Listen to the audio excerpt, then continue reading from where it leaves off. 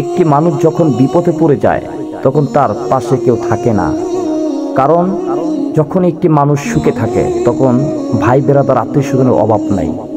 যখন তুমি অভাবে পড়ে যাও তখন তোমার সামনে কোনো বিপদে যখন তুমি পড়ো তখন তোমার সামনে কেউ পাশে থাকে না। যখন তুমি মানুষের বিপদের কথা শুনে যখন তুমি দৌড় দিয়ে যাও, টাকা দিয়ে পারো, নিজে খেতে পারো, সেটাই তুমি তার জন্য উপকার করো। কিন্তু আজ তুমি বিপদে পড়ে গেছো, তোমার পাশে কি কাউকে পেয়েছো? পাওনি। আবার অনেকে বিপদে পড়ে থাকে, তান্ত্রিক ক্রিয়া করে, ফকির কবিরাজি দিয়ে তার ব্যবসা বাণিজ্য নষ্ট করে দেয়, যাকে বিদেশ থেকে যাওয়া বন্ধ করে দেয়, তার ব্যবসা বাণিজ্য নষ্ট করে দেয়। সংসার যখন ভালো থাকে তখন তাকে ক্ষতিগ্রস্ত করতে থাকে। একমাত্র কারা এগুলা? বাইরে লোক? না, বাইরে লোক না, এগুলো তোমার ভিতরে আত্মীয় স্বজনের ভিতরে চলছে।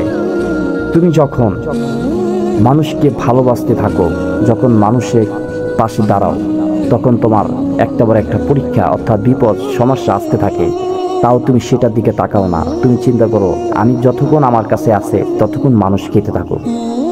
তখন তুমি হঠাৎ করে বিপদে পড়ে গেছো, তাই তুমি আজ কারো উপকার কাউকে পাচ্ছ না।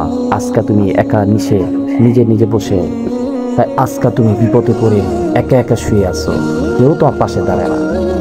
তোমাকে ক্ষতি করে বিছনায় শোয়া রাখছে, হাত পাও তোমার অবশ করে রাখছে, কুফরি কালাম দিয়ে নষ্ট করে রাখছে, তোমাকে জাদু টোনা করে বান করে নষ্ট করে রাখছে। অনেক ফকির দ্বারা তুমি দৌড়াইতেছো, কাজ হচ্ছে না। ইনশাল্লাহ আমাকে তোমরা ফোন দিয়ে বলো যে ভাই এই চিকিৎসা করেন কিনা। হ্যাঁ, আমি চিকিৎসা করে থাকি। যে কোনো সমস্যার সমাধানের জন্য তোমরা ফোনে যোগাযোগ করবে। আরেকটি কথা মনে রাখবে, সব সময় মরণকে স্মরণ করবে। কারণ আল্লাহ রাসূলে বলেছে, যে ব্যক্তি মরণকে স্মরণ করে আর যে ব্যক্তি সবসময় মানুষের অন্যের বিপদে পাশে থাকে, আল্লাহ পাক নিজে তার সাথে রহমত দিয়ে রাখে। কিন্তু তার বিপদে পড়ে, তার বিপদ বেশি সময় থাকে না। তোমাকে নিয়ে মানুষ বিভিন্ন ধরনের কুটি করে, বিভিন্ন ধরনের অত্যাচারের মধ্যে তোমাকে সামনে পারে না, পিছিয়ে তোমার সাথে শত্রুমি করে। এরা কাপুরুষ, এরা কারা, এরা কোন দল, এরা সেই দল। তাদেরকে বিনা জিজ্ঞাসা ছাড়াই তাদের দোজকে নিয়ে যাবে, কোনো জিজ্ঞাসা করবে না। তুমি যখন একজন আল্লাহর অলির কাছে যাও, অলিকে ভালোবাসো, অলির পায়রাবি করতেছো, তোমার পাশের থেকে অনেক মানুষ তোমাকে ওহাবি বলে, তোমাকে নিয়ে অনেক অত্যাচার, বিভিন্ন খারাপ মন্তব্য, বিভিন্ন ধরনের ভাষা প্রকাশ করতে পারো না, সেই ধরনের আচরণ তোমার সাথে করে। তবু তুমি আল্লাহর অলিকে ভালোবেসে যাও, তাকেই বলে বীর পুরুষ। সে আল্লাহ অলি, তার হাত, তার রহমত তার উঠতে থাকে। স্বয়ং যার মুর্শিদের হাত তার রাসূলের হাত, তার রাসূলের হাত তার স্বয়ং মালিকের হাত। এটা সব সময় মনে রাখবে। তোমার বিপদ বেশি সময়ের জন্য থাকে না, তোমার বিপদে পড়ো কিন্তু বিপদ থাকে না।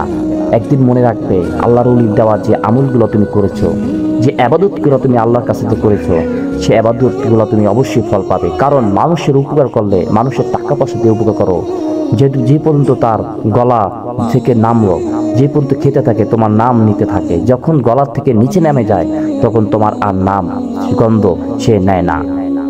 আর আল্লাহ পাকের আবাদত করলে, আল্লাহ পাকের হজ জাকাত নামাজ রোজা, মানুষের উপকার এবং অলির কথা মতো শুনে যে আবাদত করো, সেটা তোমার জমা হয়ে থাকবে ওই পৃথিবীতে। এই পৃথিবীতে শান্তি, তুমি ওই পৃথিবীতে শান্তি। তাই আমি বলবো, তুমি যতই বিপদে পড়ো না কেন, তোমার লক্ষ্য তুমি চালিয়ে যাও। কখনো ডানে বামে মানুষের কথা কান দিও না, তাহলে তুমি বিপদে পড়ে যাবে। ভিডিওটি কেমন লাগলো লাইক করো, নতুন হলে সাবস্ক্রাইব করো, আর পুরান হলে একটি লাইক করে কমেন্ট করে জানিয়ে দাও আর কোন ধরনের ভিডিও লাগবে। এই মিলে বিদায় নিচ্ছি। সবাই ভালো থাকো, সহি সালামত থাকো। আল্লাহ হাফেজ।